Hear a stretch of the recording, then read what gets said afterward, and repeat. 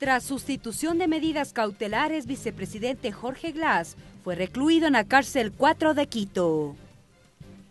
Bloque de legisladores de Alianza País analizó situación del vicepresidente Jorge Glass, mientras oposición insiste en retomar pedido de juicio político contra el segundo mandatario. Reacciones tras anuncio de preguntas para la consulta popular.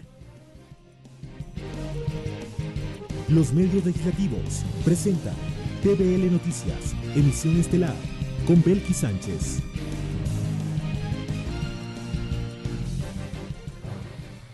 Martes 3 de octubre de 2017, amigas y amigos, bienvenidos todos a la emisión estelar de TVL Noticias. Gracias a quienes nos sintonizan a través de la señal de los medios legislativos, Televisión Legislativa del Ecuador, la radio de la Asamblea Nacional y también a quienes nos siguen por internet por tvl.asambleanacional.gov.es. De inmediato, la revisión de la información.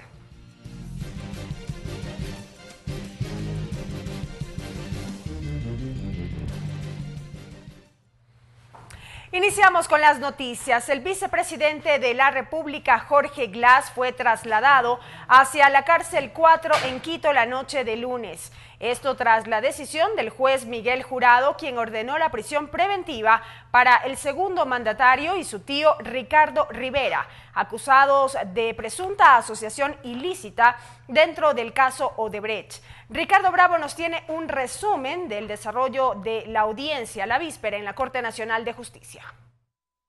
En medio de los simpatizantes del movimiento Alianza País que llegaron hasta los alrededores de la Corte Nacional de Justicia, se desarrolló la audiencia de revisión de medidas cautelares contra el vicepresidente de la República, Jorge Glass, y su tío Ricardo Rivera, acusados de presunta asociación ilícita dentro del caso Odebrecht. La decisión final la entregó el juez Miguel Jurado en horas de la tarde. Prisión preventiva en contra del procesado señor Jorge David Glass Espinel. Además, Jorge Glass no podrá enajenar bienes y también se dispuso la prohibición de utilizar sus cuentas bancarias. Durante la audiencia, el fiscal Carlos Vaca Mancheno indicó que de las últimas delaciones de José Santos Conceizao y Arturo Alcíbar, hombre de confianza de Ricardo Rivera, y de información entregada por parte de los Estados Unidos, existen indicios de una asociación ilícita entre Glass y Rivera. El fiscal general defendió la investigación. Lo que ha establecido el juez con relación a la prisión preventiva de los dos procesados, del ingeniero Glass y del señor Rivera, es una decisión que se funda en los elementos de convicción y en las evidencias que se han recabado a lo largo de esta investigación. Este es un momento en el cual Fiscalía continuará con las investigaciones que tengan que ver con los delitos fines, además. Tras la decisión, el abogado de Jorge Glass, Eduardo Franco Loor, dijo que apelarán a lo resuelto por el juez. Más pesó el estado de opinión que la legalidad constitucional y legal. Pero el ingeniero Jorge Glass no renunciará la vicepresidencia de la República. Por la noche, el vicepresidente de la República, Jorge Glass, fue trasladado hasta la ciudad de Quito, a la cárcel 4, mientras que Carlos Pareja Yanuseli, también investigado dentro del caso Odebrecht y que se encontraba en esta cárcel, fue trasladado hasta el Centro de Reclusión Social en La Tacunga. Ricardo Bravo, TVL Noticias. El bloque de asambleístas del movimiento Alianza País y sus aliados no llegaron a un acuerdo sobre la situación del vicepresidente de la República, Jorge Glass. Los asambleístas se reunieron por tercera ocasión en el Palacio Legislativo, sin embargo, no hubo consenso. Más de 5 horas duró esta, que fue la tercera reunión de los asambleístas del movimiento Alianza País y sus aliados para buscar un consenso sobre la situación del vicepresidente de la República, Jorge Glass. Uno a uno, desde las 8 de la mañana de este martes, empezaron a llegar al Palacio Legislativo. Entre los primeros estuvo el asambleísta Daniel Mendoza. Dijo que insistirá en que el segundo mandatario debe dar un paso al costado. Es una situación muy complicada. Y por eso consideramos y considero, no solamente soy yo, somos algunos compañeros miembros del bloque, que consideramos que es necesario. Los criterios fueron evidentes cuando Mauricio Proaño y Sofía Espín prefirieron esperar a que el bloque de País decida si continúa el respaldo o no al vicepresidente Glass. Ahí discutimos, en el bloque no es que cada uno ordena una cosa y lo otro hace. Se discute, se ve la cuestión política. Hasta este momento no hay pruebas contundentes. Pasado el mediodía, así como llegaron a la Asamblea Nacional 1 a 1, igual, con diversos criterios, frente a la situación del vicepresidente de la República, se retiraron. Silvia Salgado confirmó que hasta el momento no hay consenso en Alianza País. No podemos apoyar un juicio político que ni siquiera está presentado y que no sabemos si cumple o no cumple. No se ha tratado absolutamente esa posibilidad. César Litardo, por su parte, insiste. Yo particularmente creo que en este momento lo más saludable sería que él tenga la posibilidad de dar un paso al costado. Trascendió que el bloque legislativo elabora un documento con su postura definitiva. Hasta el momento no hay una fecha para su presentación. Ricardo Bravo, TVL Noticias. Mientras tanto, los legisladores del movimiento Creo, Suma y del Partido Social Cristiano iniciaron la recolección de firmas para plantear un nuevo pedido de juicio político en contra del vicepresidente Jorge Glass. A mediodía de este martes, los asambleístas del movimiento Creo, representados por el legislador Fabricio Villamar, empezaron con la recolección de firmas para plantear un nuevo pedido de juicio político en contra del vicepresidente Jorge Glass. Villamar manifestó que luego de la orden de prisión preventiva en contra del segundo mandatario, el tiempo les dio la razón. El fiscal de Alianza País nos entrega la razón sobre la cual nosotros habíamos dicho el vicepresidente de la República no es que tiene que dar un paso al costado, tiene que dar un paso adentro de la cárcel. Mientras que su compañera de bloque, Yanine Cruz, dijo que este no será el único caso por el que fiscalizarán al vicepresidente Glass. No nos vamos a confiar que solamente se lo asocie ilícitamente al vicepresidente. Caminosca, la renegociación petrolera y todas las investigaciones que han hecho activistas como Fernando Villavicencio, como Clever Jiménez. Poco después llegaron los legisladores de la bancada del Cambio Positivo, quienes también se sumaron a la solicitud de juicio político en contra del titular de la vicepresidencia. Luis Fernando Torres y Henry Cucalón esperan que ahora sí se lleve a cabo dicho proceso en contra del segundo mandatario. Para que cuanto antes pueda el país recuperar la normalidad. Será un juicio político serio, responsable, con argumentos, y buscaremos la censura y destitución de un vicepresidente que se encuentra sin funciones, con prisión preventiva, sin legitimidad, sin representatividad y sin credibilidad. En tanto, el legislador del movimiento Suma, Guillermo Celi, señaló que su bloque apoyará también el pedido de juicio político, pues a su criterio existen suficientes elementos constitutivos. Y será la Asamblea Nacional, ante el clamor de los ciudadanos, que tenemos que entender y saber de que hay que dar una viabilidad a este momento difícil de la institucionalidad del Ecuador a través de nuestras funciones como fiscalizadores y jueces políticos, en este caso el vicepresidente de la República.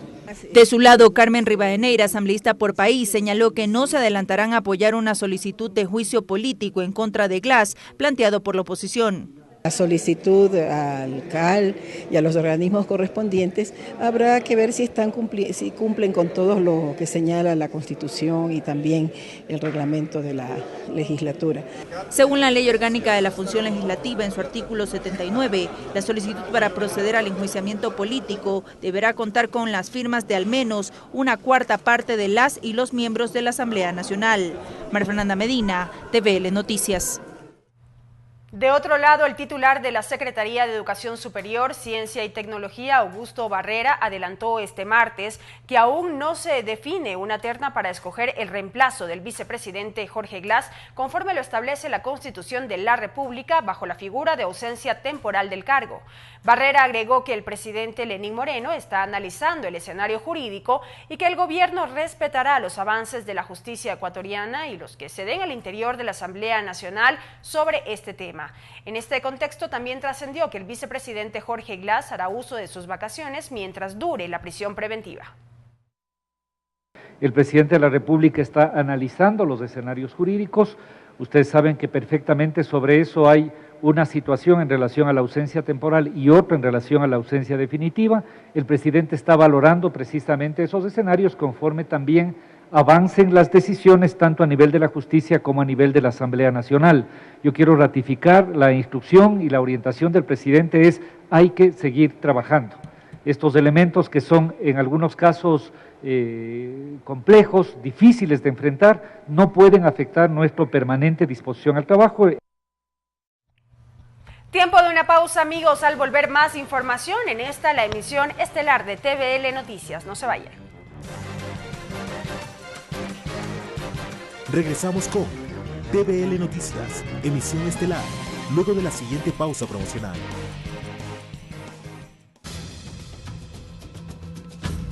Consulta popular. Y 7 fueron las preguntas que anunció la noche de este lunes el presidente de la República para la consulta popular. Temas como el combate a la corrupción, la reelección indefinida y la preservación del medio ambiente forman parte de la propuesta.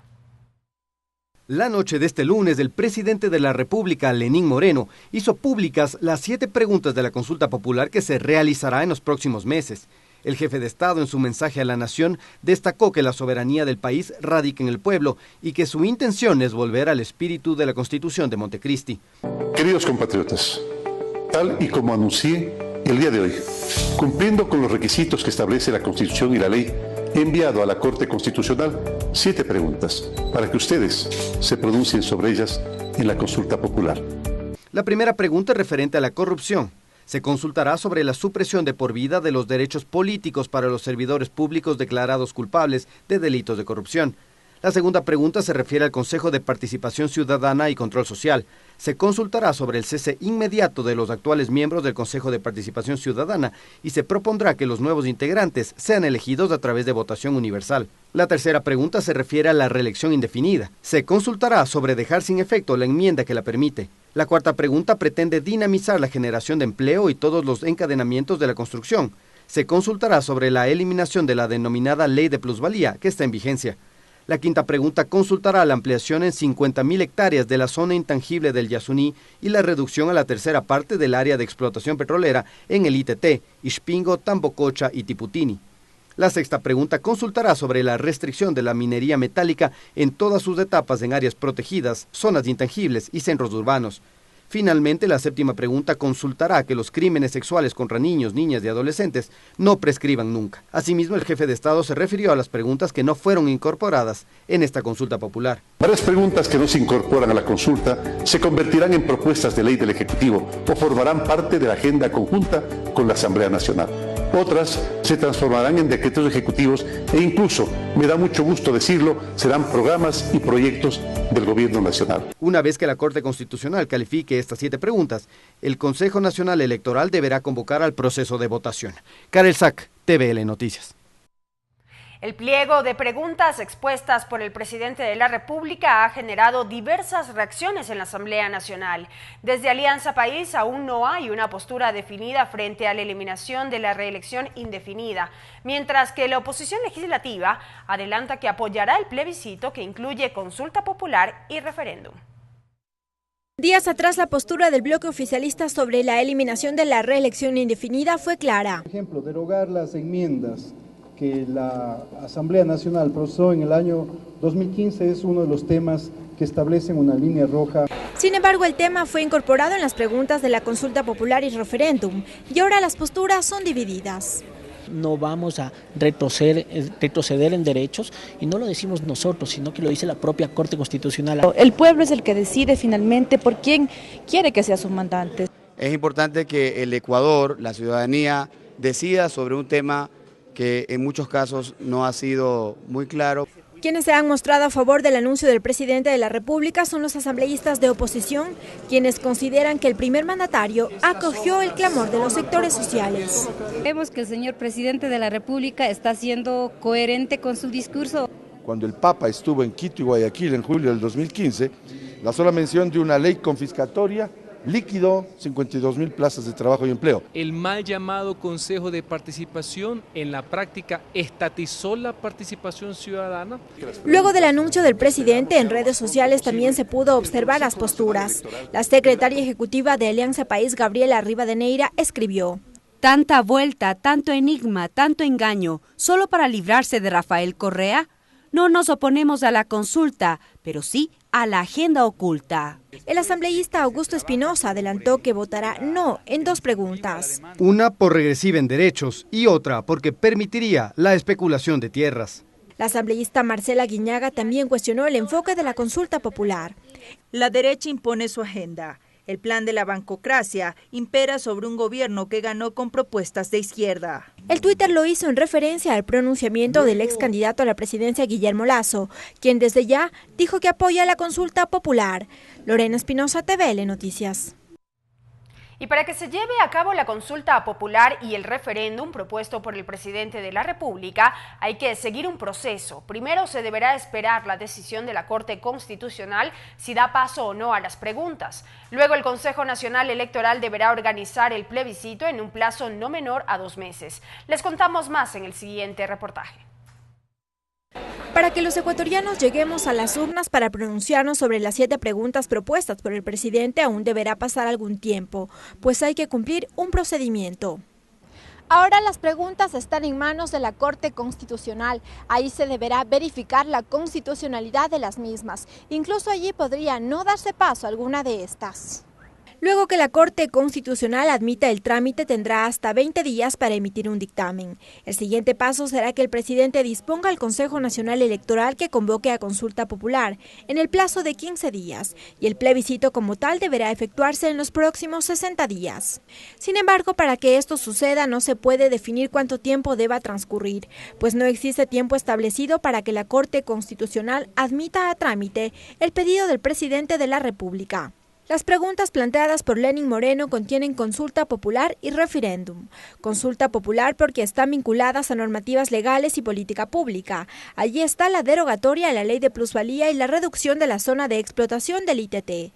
Mientras que las 5 restantes son de referéndum porque implican cambios constitucionales. Allí está el castigo político para los corruptos, el cese de los integrantes del Consejo de Participación Ciudadana, la eliminación de la reelección indefinida, la restricción de la minería metálica en áreas protegidas y ciudades y los crímenes sexuales a menores de edad.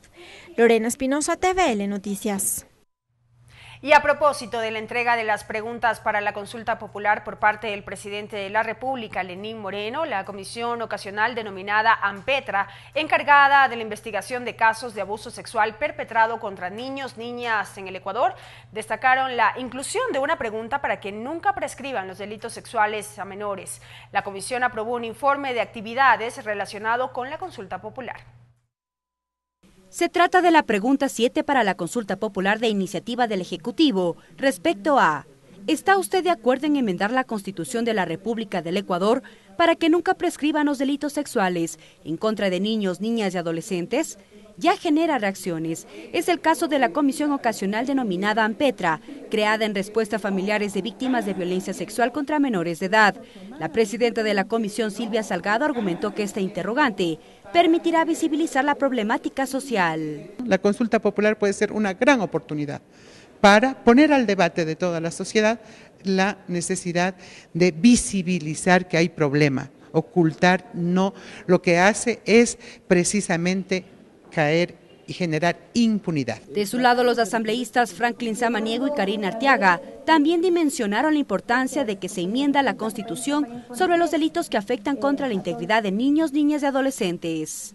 Tratando de resolver este problema que es muy grave. Llevando tal vez de manera rápida un tema de una reflexión ciudadana. La enmienda constitucional a criterio del presidente del Consejo Nacional para la Igualdad Intergeneracional, Carlos Muñoz, permitirá reformas legales que ya demandan atención. Necesariamente a tener reformas al Código Integral Penal, entiendo que también al Código de la Niñez y Adolescencia, entonces evidentemente partimos de una aprobación de esta pregunta. En esta reunión de trabajo además ultimó detalles del informe de actividades que cumplirá la comisión ocasional, misma que será remitida para conocimiento a la presidencia de la Asamblea.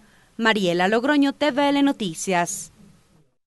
Y ahora, amigos, cambiamos de tema para contarles que el gobierno nacional prevé incrementar en $37 las pensiones jubilares de los afiliados al Seguro Social Campesino. Este tema se trató durante una reunión entre el presidente Lenín Moreno con varios ministros de Estado. Aumentar el bono de las pensiones jubilares de los afiliados al Seguro Social Campesino de $63 a $100 para fin de este año 2017 es el objetivo del gobierno nacional. El anuncio lo realizó el presidente del directorio del Instituto de Seguridad Social IES, Richard Espinosa, quien mantuvo una reunión la mañana de este martes con el presidente de la República, Lenín Moreno, y otros ministros de Estado en el Palacio de Carondelet. Este aumento fue una de las propuestas de campaña del ahora primer mandatario. Además, se dio a conocer que esta alza no implicará una mayor aportación por parte de los afiliados.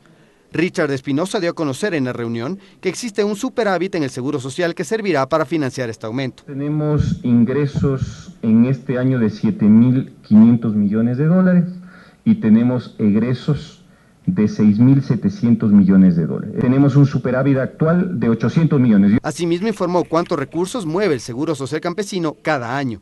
En la parte del Seguro Social Campesino, los ingresos anuales alcanzan aproximadamente los 300 millones de dólares. Y también precisó qué beneficios otorga al afiliado. Básicamente dos: salud y pensiones. Salud en todos sus niveles, no solamente en el nivel primario a través de los centros de salud que tenemos en el sector rural, sino que tienen acceso gratuito a todos los hospitales, en este caso del IES. El presidente del directorio del Instituto de Seguridad Social señaló que se presentará una ley que viabilizará este incremento. El aporte mensual de los afiliados al Seguro Social Campesino asciende a $2.19. Karel Sack, TVL Noticias. Volviendo al ámbito legislativo, la Comisión de Justicia concluyó con la lectura del informe para el primer debate del proyecto de ley reformatoria al Código de la Niñez y Adolescencia. La mesa legislativa en los próximos días analizará y aprobará el documento. En esta ocasión, la mediación familiar concitó el debate. Son 6 las etapas para la mediación familiar que constan en el informe para primer debate del proyecto de ley reformatoria al Código de la Niñez y Adolescencia, tales como: primera etapa, presentación de la mediación, se provee de información a las partes. Segunda etapa, el mediador o mediadora desarrolla entrevistas conducentes a obtener información y compartir información requerida por las partes. Tercera etapa, la o el mediador ordenará el conflicto y confeccionará la agenda a desarrollar. Cuarta etapa, la o el mediador negocia cada punto con las partes, se aborda los consensos y desacuerdos. Quinta etapa, se prepara un borrador de posibles acuerdos. Sexta etapa, cierre de mediación, aspecto que ya generó discusión, pues a criterio de Joana Ponce, abogada, el mediador no debe decidir y persuadir en la decisión de las partes. Debo manifestar mi inconformidad en el sentido de que el mediador es un tercero imparcial y neutral que no interviene en el proceso. Así también el asambleísta Franklin Samaniego dijo que se debe considerar las opiniones de los niños, niñas y adolescentes en cuanto a la corresponsabilidad y toma de decisiones. Entonces los familiares son en el caso cuando corresponda la tenencia o el cuidado a otro familiar que no sea el padre o la madre. Y en otro aspecto del análisis, Samaniego se refirió a la disposición transitoria cuarta sobre políticas públicas inclusivas para progenitores que no han podido cumplir con sus obligaciones alimenticias. Y profundizar el análisis, existe el programa de socioempleo que no sé, no funciona, pero existe allá una posibilidad. La comisión prevé continuar con el análisis del informe previa aprobación para debate ante el Pleno. Mariela Logroño, TVL Noticias. La Comisión Ocasional de Tránsito y Transporte Terrestre de la Asamblea Nacional participó en la inauguración de la jornada de sensibilización y prevención en seguridad vial con la finalidad de generar conciencia en los estudiantes de las diferentes instituciones educativas. A la cita también asistieron autoridades nacionales y representantes de la Escuela de Conducción ANETA. Alumnos del Colegio Fiscal Gran Colombia, Osvaldo Lombeida, Simón Bolívar, el Colegio Particular Verbo, autoridades nacionales y representantes de la Escuela de Conducción de ANETA formaron parte del evento Jornada de Sensibilización y Prevención en Seguridad Vial, organizado por la Comisión Ocasional de Tránsito y Transporte Terrestre de la Asamblea Nacional. La presidenta de dicha mesa, Elizabeth Cabezas, manifestó que este tipo de jornadas son procesos de formación y concientización a largo plazo. Todo lo que ha representado los últimos accidentes de tránsito realmente nos ponen, yo diría, sobre el tapete una realidad que es también la falta de educación y la falta de concientización sobre este tema. Además, la legisladora agregó que durante esta semana capacitarán a 2.000 niños y jóvenes del Distrito Metropolitano sobre esta iniciativa, que empieza con la explicación en un aula. Y luego salen a esta pista que usted está viendo, donde adoptan comportamientos de conductores, de policías, de peatones, de ciclistas, y cada uno sabe el rol que tiene que cumplir ya dentro de un espacio público.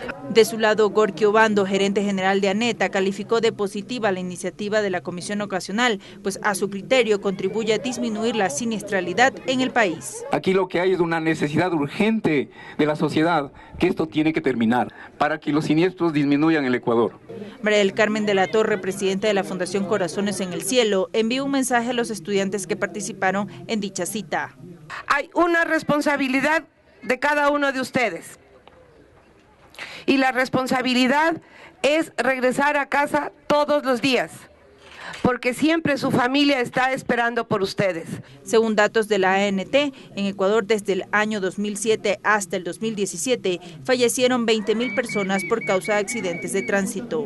María Fernanda Medina, TVL Noticias.